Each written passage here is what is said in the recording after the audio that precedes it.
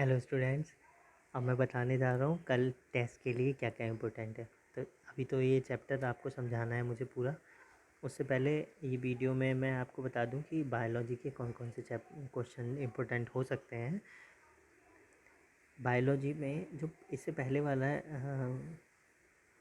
PDF था उसमें cell के बारे में दिया हुआ था। तो अबाउट सेल सब पढ़ लो, जितना भी अबाउट सेल है कि क्या क्या आता है।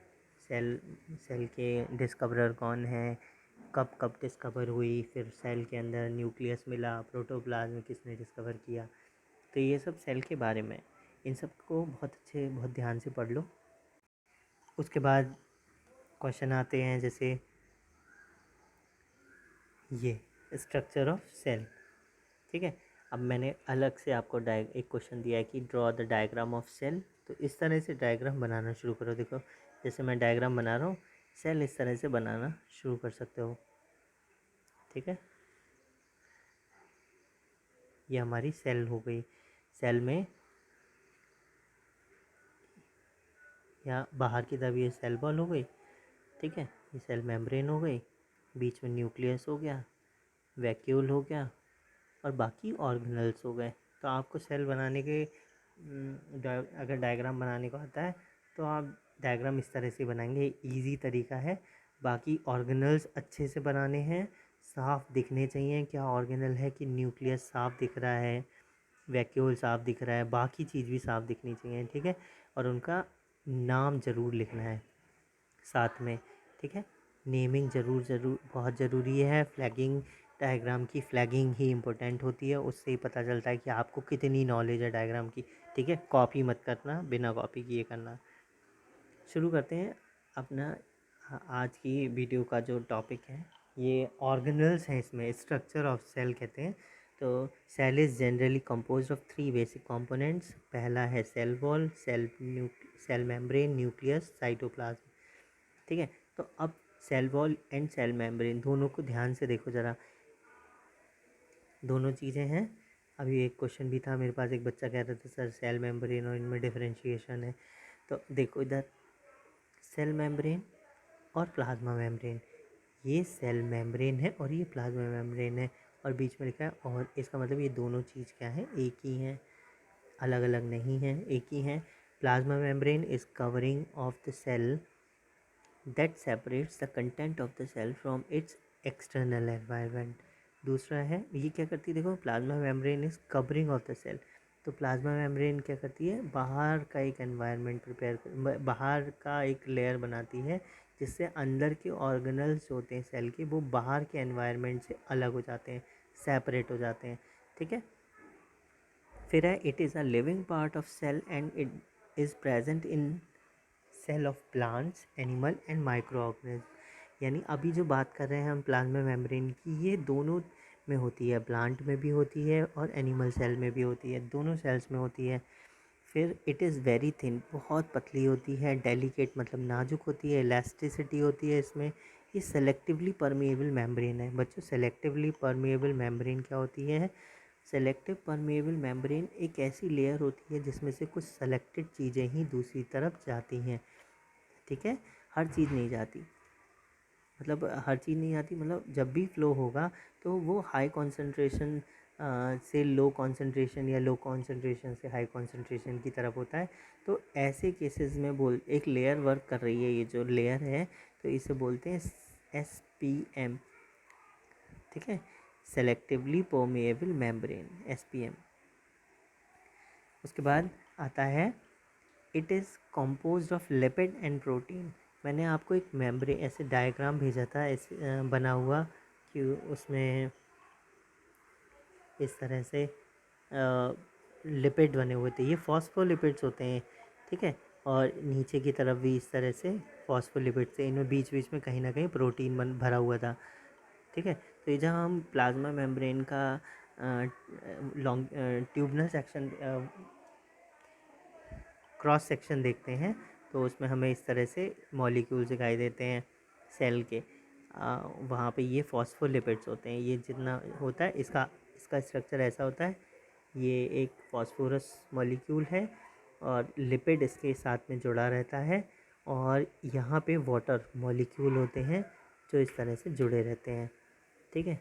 ये एक फॉस्फोलिपिड का मॉलिक्यूल है, ये यहाँ पे इस तरह से दिखाई देता है। ये इसमें नीचे इस तरह से हाइड्रोफ्लो मतलब हाइड्रोजन, ये जो है ये वाटर मॉलिक्यूल है, ये इस तरह से इसे जोड़े रखते हैं। तो एक लेयर ऊपर की तरफ हो गई, एक नीचे की तरफ हो गई, और दोनों के फॉस्फोलिपिड फॉस्फोरस ऐसे मॉलिक्यूल होते हैं जो हाइड्रो मॉलिक्यूल होता है, हाइड्रोजन मतलब वाट हाइड्रोजन डाइऑक्साइड, डाइहाइड्रोजन ऑक्साइड, वो बीच में होता है, ठीक है। तो इस तरह से ही क्या बन गई हमारी प्लाज्मा मेम्ब्रेन बनती है। ये इसका क्रॉस सेक्शन है। आपको बस अभी तो यही पढ़ना है कि it is compose of lipid and protein. Function क्या है इसके बच्चों, ये जो जगह खाली है यहाँ पे कई बच्चों का फ़ोन आया था कि क्या है सर ये जगह खाली है। तो इसमें इसका डायग्राम है, मैंने अलग से सेंड किया था कुछ बच्चों को, मैं आपको दोबारा से ग्रुप में भेज दूँगा आज, ठीक है। ओके, फंक्शंस क्या है? Function, as it is selectively permeable membrane, it allows the flow of limited substance in and out of the cell, ठीक है। ऐसा नहीं है कि वो इसके अंदर पानी सेल के अंदर वाटर है तो इससे सारा वाटर बाहर निकल गया, या इस अंदर बाहर वाटर है तो अंदर आ गया, ऐसे नहीं है। वो तभी होगा जब ज़रूरत होगी, ठीक है। पानी अंदर ज़्यादा हो जाएगा तो निकाल दिया जाएगा, कम होगा तो एब्जॉर्ब कर लिया जाएगा। अब आता है next cell wall. Cell wall, ये देखो अभी आ गया, अभी पीछे हमने पढ़ा सेल मेम्ब्रेन, अब आ गया cell wall. Cell wall is non living, ये नॉन लिविंग होती है, thick and freely permeable covering made up of cellulose. ये क्या है? फ्रीली परमेएबल, फ्रीली परमेएबल मतलब इससे कुछ भी आ जा सकता है, कवरिंग है, और ये सेल्यूलोज की बनी हुई होती है, ठीक है। It is present in eukaryotic plant cell and in prokaryotic cell. ये दोनों में होती है, यूकैरियोटिक्स में भी होती है, प्रोकैरियोटिक्स में भी होती है। पिछली वीडियो में मैंने बताया था कि यूकैरियोटिक सेल कौन से होते हैं, ठीक है, और साथ में मैंने बताया था प्रोकैरियोटिक कौन से होते हैं, ठीक है। तो यूकैरियोटिक वो होते हैं जिनमें न्यूक्लियस होता है, और प्रोकैरियोटिक वो होते हैं जिनमें न्यूक्लियस नहीं होता या नॉट वेल डिफाइंड होता है। नेक्स्ट, फंक्शंस क्या हैं इसके? इसके फंक्शंस हैं, it determines the shape and rigidity to the plant. ये डिटरमाइन करती है उसकी शेप कैसी है, रिजिडिटी उसमें मतलब स्थिरता है ना, ये प्लांट को स्थिरता देती है। स्थिरता मतलब रिजिडिटी जो होती है थोड़ी बहुत, उसमें स्मूथनेस, ठीक है। जैसे फ्लैक्सिबिलिटी होती है कि हमने किसी चीज़ को ऐसे हल्के से दबाया तो ऐसा नहीं है उसका शेप बदल जाता है, नहीं, वो थोड़ी सी रिजिड होती है, ठीक है। It protects the plasma membrane, ये प्लाज्मा मेम्ब्रेन को प्रोटेक्ट करती है। प्लाज्मा मेम्ब्रेन कहाँ थी? है ना, अंदर की तरफ थी, बाहर की तरफ थी, बाहर के एनवायरनमेंट से रोकती है, ठीक है। और उसके बाहर की तरफ, बिल्कुल बाहर की तरफ कौन सी लेयर है? बाहर की तरफ है cell wall,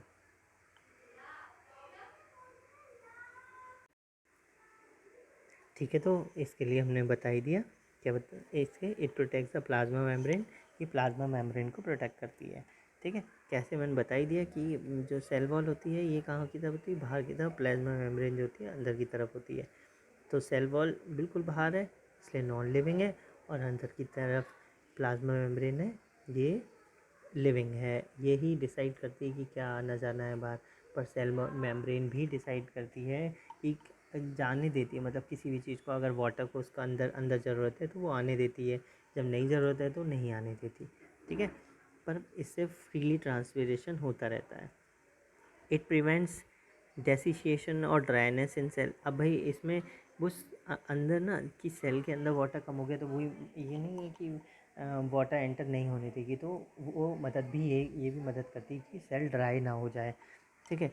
it helps in the transport of various substance in and out of the cell, cell के अंदर और बाहर जाने देती है सभी ज़रूरी चीज़ों को, ठीक है। तो फिर से फंक्शन एक बार फिर से क्लियर कर लेते हैं। फंक्शन में इसमें लिखा है, it determines the shape and rigidity to the plant.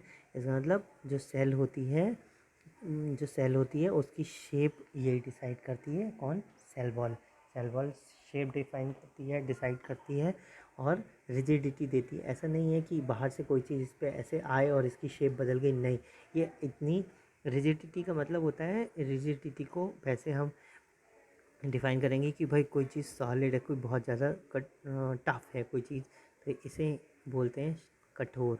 ठीक है, तो ये कठोर मतलब अब यहाँ पे सेल कोई कठोर नहीं होती बहुत ज़्यादा, ये रिजिड होती है। तो सेल में हल्का सा सॉफ्टनेस होती है, पर वो ऐसी सॉफ्टनेस भी नहीं होती कि हम सेल को प्रेस करें और उसकी शेप बदल जाए। ठीक है, उसकी शेप वैसी की वैसी रहती है। फिर उसमें प्लाज्मा मेम्ब्रेन को प्रोटेक्ट करने का काम है।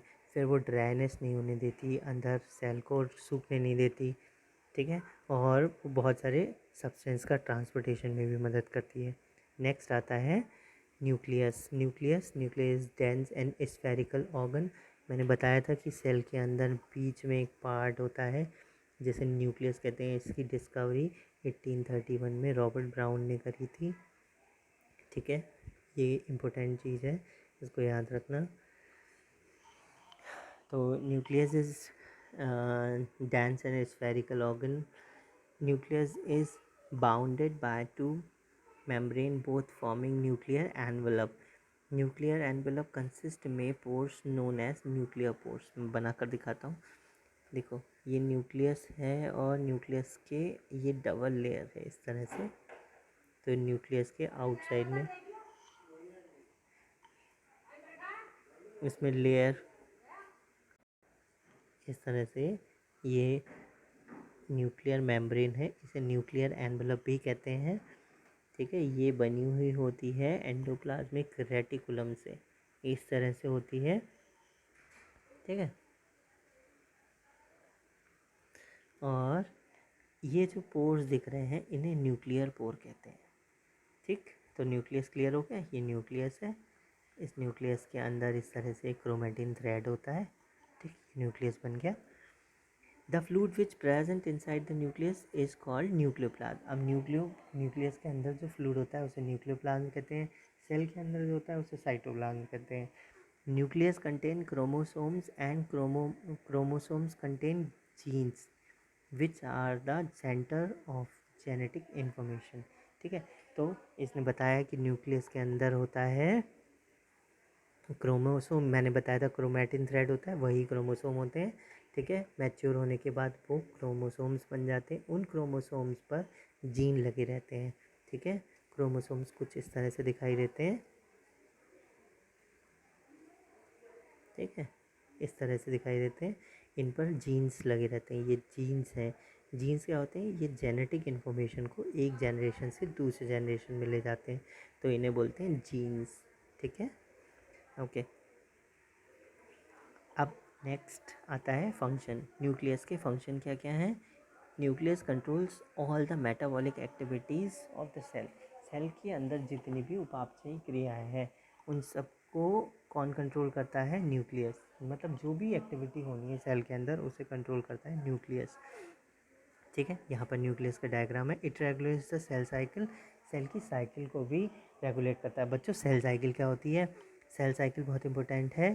सेल साइकिल ये होता है कि एक जब कोई सेल है, जब ये मैच्योर होती है, मैच्योर होने के बाद इसके अंदर क्रोमेटिन थ्रेड जो है वो कैसा बन जाता है? क्रोमोसोम बन जाता है वो। और वो क्रोमोसोम क्या होता है?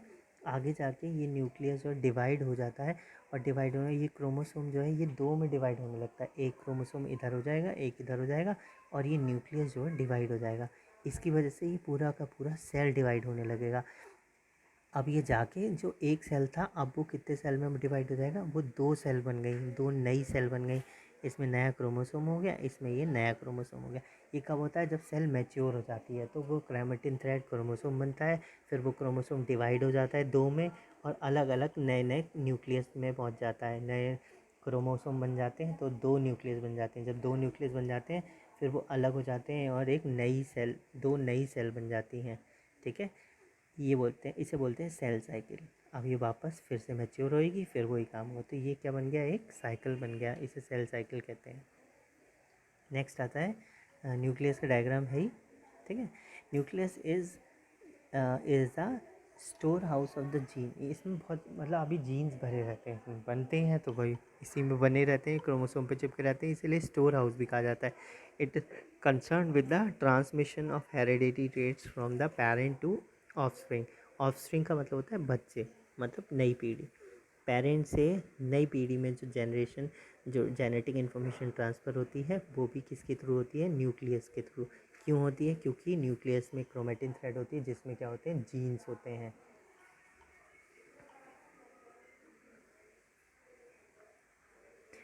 Cytoplasm, it is a jelly-like viscous colorless semi-fluid substance that occurs between the plasma membrane and the nucleus membrane। Cytoplasm, अभी मैंने बताया था न्यूक्लियस के अंदर जो क्या होता है उसे न्यूक्लियस कहते, न्यूक्लियोप्लाज्म कहते हैं। जो सेल के अंदर लिक्विड भरा होता है उसे साइटोप्लाज्म कहते हैं। तो सेल के अंदर कैसे भरा रहता है, तो ये सेल है, इस सेल के अंदर बहुत सारा फ्लूइड भरा रहता है जिसमें सारे के सारे सेल ऑर्गेनल तैरते रहते हैं।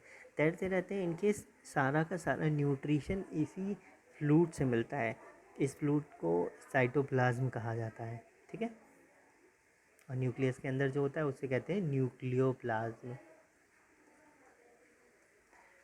अब नेक्स्ट द एक्वस, अब ये देखो jelly like viscous colourless semi fluid है ना। सेमी फ्लूइड का मतलब जो नहीं तैरता, बिस्कस चिपचिपा, कलरलेस इसमें रंग नहीं होता, और ये जेली लाइक है, ठीक है।